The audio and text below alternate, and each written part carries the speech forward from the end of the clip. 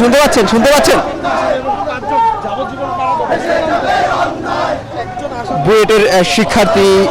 শহীদ আবরার ফাহার হত্যাকাণ্ডের যারা আসামি ছিল সে একজন আসামি, কিন্তু আজকে যেটা আমরা গণমাধ্যমের সূত্রে জানতে পেরেছি এবং বুয়েট শিক্ষার্থীদের বরাতে জানতে পেরেছি যে আবরার ফাহাদের যে হত্যাকারী এবং ফাঁসির দণ্ডপ্রাপ্ত এমন একজন আসামি মুনতাসির আল জেমি, তিনি আসলে কারাগার থেকে পালিয়েছেন। এরপরেই আজকের এই যে বুয়েটের শিক্ষার্থীরা গভীর রাতে এর প্রতিবাদে বুয়েট ক্যাম্পাস থেকে তারা একটি র্যালি বের করে এবং এই র্যালিটি মূলত বুয়েটের যে শহীদ মিনার আছে সেই শহীদ মিনার থেকে শুরু হয় এবং এই শহীদ মিনার থেকে শুরু হয়ে তারা বুয়েটের যে হল পাড়াগুলো রয়েছে সেগুলোতে তারা এই র্যালিটি নিয়ে তারা প্রতিবাদ জানায় এবং এরপর এই ঢাকা বিশ্ববিদ্যালয় এবং বুয়েটের যে এলাকা আছে এই এলাকা তারা ঘুরে এখন এই মুহূর্তে র্যালিটি পলাশীতে আছে। এই পলাশী থেকে তারা ঢাকা বিশ্ববিদ্যালয়ের টিএসসি যাবেন এবং টিএসসি সেখানে রাজু ভাস্কর্যের পাদদেশে তারা একটি সংবাদ সম্মেলন করবেন এবং সেখানে তারা তাদের যে প্রতিবাদ বা তাদের যে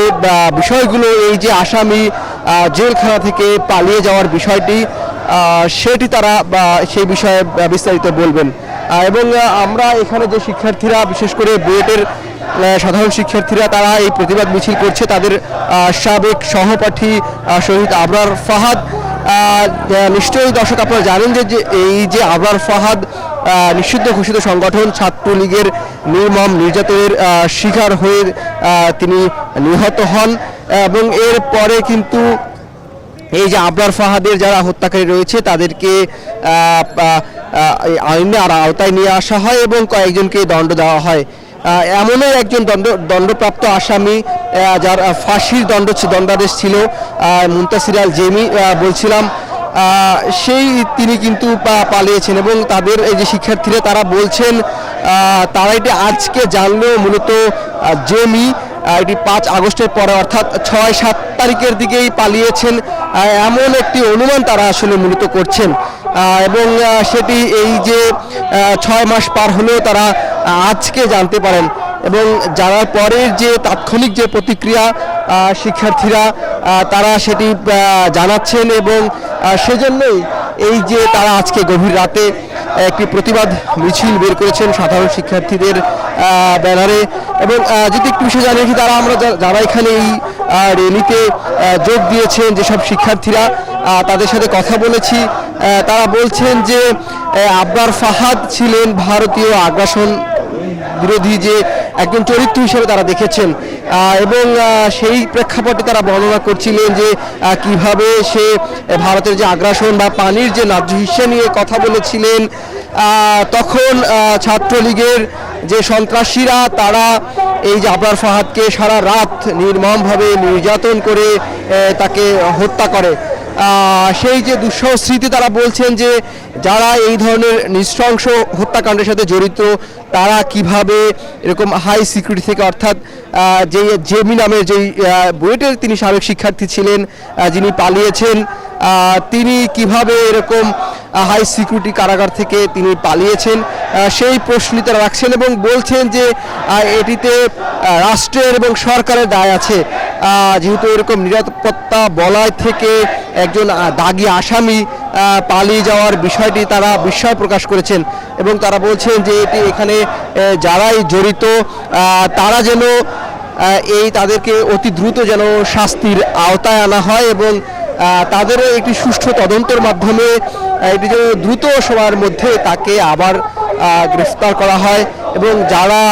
এই যে বলছেন যে দায়িত্বে কারা কর্তৃপক্ষের দায়িত্বের যে গাফলতি সেটিকেও তারা দোষ দিচ্ছেন, বলছেন যে এই গাফলতির কারণেই কিন্তু যে কারা কর্তৃপক্ষের গাফলতির কারণেই মূলত এমন ধরনের আসামি পালিয়ে যেতে পেরেছেন এবং তারা এই যে তাদের যে মিছিলটি হচ্ছে এই মিছিল থেকে তারা বারবার ঘোষণা দিচ্ছিলেন যে তারা যে এই যে কোনো ধরনের অন্যায় সেটি আবরার ফাহাদ কিংবা বুয়েটের সাধারণ শিক্ষার্থী হিসেবে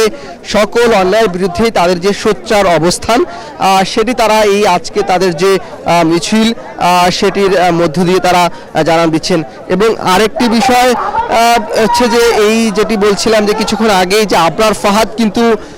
এই বিশেষ করে তাকে যখন নিষিদ্ধ ঘোষিত সংগঠন ছাত্রলীগের সন্ত্রাসীরা তাকে নির্যাতন করে হত্যা করে সেটি কিন্তু সারা দেশেই আলোড়ন তুলেছিল এবং যারা এই হত্যাকাণ্ডের সাথে জড়িত ছিল প্রত্যেকেই কিন্তু এই যে ছাত্রলীগের রাজনীতির সাথে জড়িত ছিল। এরপরে কিন্তু বুয়েটে ছাত্র রাজনীতি নিষিদ্ধ করা হয়, সেই বিষয়টিও দেশ জুড়ে আলোচনা হয় এবং এর আগেও কিন্তু সাধারণ শিক্ষার্থীরা ছাত্রলীগের হাতে নির্যাতনের শিকার হয়েছে। মূলত আবরারের যে ঘটনাটি ঘটেছে, আবরার তিস্তা মাতামুহুরীর যে নদী পানি বন্টন নিয়ে সেটি কথা বলেছিলেন তিনি তার সামাজিক যোগাযোগ মাধ্যমে, এই বিষয়টি নিয়ে আসলে সোচ্চার ছিলেন এবং সেটি শিক্ষার্থীরা আবরারের সহপাঠীরা ধারণা করছেন যে এই যে আগ্রাসনবাদী যে মনোভাব সেটির বিরুদ্ধে আবরার ফাহাদের যে একটি অবস্থান ছিল এটি মূলত তার যে কাল হয়ে দাঁড়িয়েছে এবং রাজনৈতিকভাবে যারা এই যে ছাত্রলীগ তারা তাকে শিবির ট্যাগ দিয়ে, অর্থাৎ তৎকালীন সময়ে যে এই যে আবরারকে বলা হচ্ছিল যে আবরার শিবিরের রাজনীতির সাথে জড়িত এবং তাকে সেই শিবির ট্যাগ দিয়ে কিন্তু সারা রাত নির্যাতন করে পিটিয়ে তাকে হত্যা করা হয়েছে। এটি যেমন ছিল এবং সেটি যেটি বলছিলাম যে এই যে বুয়েটের সাধারণ শিক্ষার্থীদের মধ্যে একটি তীব্র ক্ষুব্ধ প্রতিক্রিয়া যেটি জন্মেছিল এবং এরপরেই কিন্তু শিক্ষার্থীরা বিচারের দাবিতে সোচ্চার হয় এবং ছাত্র লীগের যে বিশেষ করে ছাত্র রাজনীতি বুয়েটের ক্যাম্পাসে সেটি নিষিদ্ধের জন্য শিক্ষার্থীরা সোচ্চার হয় এবং একসময় কিন্তু আমরা দেখেছি যে সেই প্রতিবাদের দাবিতে বুয়েটে ছাত্র রাজনীতি নিষিদ্ধ করা হয় এবং তৎকালীন সময় আমরা এটিও দেখি যে বিচার নিয়ে যদিও ছাত্রলীগের যারা রাজনীতির সাথে জড়িত ছিল এবং এই তাদেরকে গ্রেফতার নিয়েও কিন্তু আমরা দেখেছি যে ছাত্ররা যখন বেশ সোচ্চার ভূমিকা পালন করেছে তখন তাদেরকে গ্রেফতার করা হয়েছে এবং এরপরে তাদের যে বিচার প্রক্রিয়া সেটি নিয়েও কিন্তু দেখেছি যে বুয়েটের সাধারণ শিক্ষার্থীরা তারা সোচ্চার ছিলেন। তারা যখন এই বিচার প্রক্রিয়া প্রশ্ন তুলেছিলেন এবং একসময় আমরা দেখেছি সেই বিচার প্রক্রিয়ার মধ্যেই কিন্তু কয়েকজনকে যাবজ্জীবন শাস্তি দেওয়া হয় এবং ফাঁসির দণ্ডাদেশ দেওয়া হয়। ঠিক তেমনি যেটি আজকে যেই এই গভীর রাতে সাধারণ শিক্ষার্থীরা প্রতিবাদ মিছিলটি করছেন যে জেমি নামের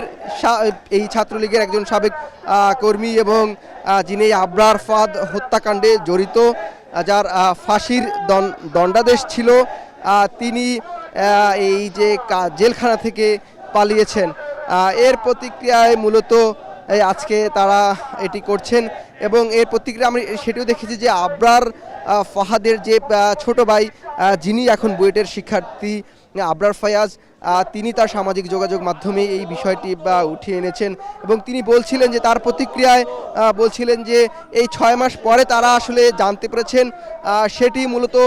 এই যে আসামি পক্ষের যে আইনজীবী ছিল সেই আইনজীবীর যে তার যে শুনানি আছে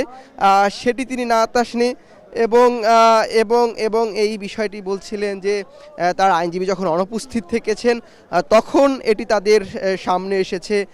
এবং আজকেই তারা এটি জানতে পেরেছেন এবং এটিও বলা হচ্ছে যে শিক্ষার্থীরা যারা এখানে এসেছেন, আমরা তাদের সাথে কথা বলেছি কয়েকজনের সাথে, তারা বলছিলেন যে তারা ধারণা করছেন সম্ভবত 5 আগস্টের পরে অর্থাৎ 6-7 তারিখের দিকেই এই যে হাই সিকিউরিটি থেকে অর্থাৎ কাশিমপুরে ছিলেন তিনি, আমরা এটি জানতে পেরেছি শিক্ষার্থীদের মাধ্যমে। তারা বলছিলেন যে তখনই তিনি সম্ভবত পালিয়েছেন এবং এটি এতদিন গোপন করা হয়েছে সেটির একটি সুষ্ঠু তদন্ত এবং যারা এর সাথে জড়িত তাদের বিচার নিশ্চিতের পাশাপাশি তাকে দ্রুত সময়ের মধ্যে গ্রেপ্তার করে সর্বোচ্চ যে শাস্তি মৃত্যুদণ্ড সেটি যেন কার্যকর করা হয়, এমনটাই আসলে শিক্ষার্থীরা দাবি করছেন।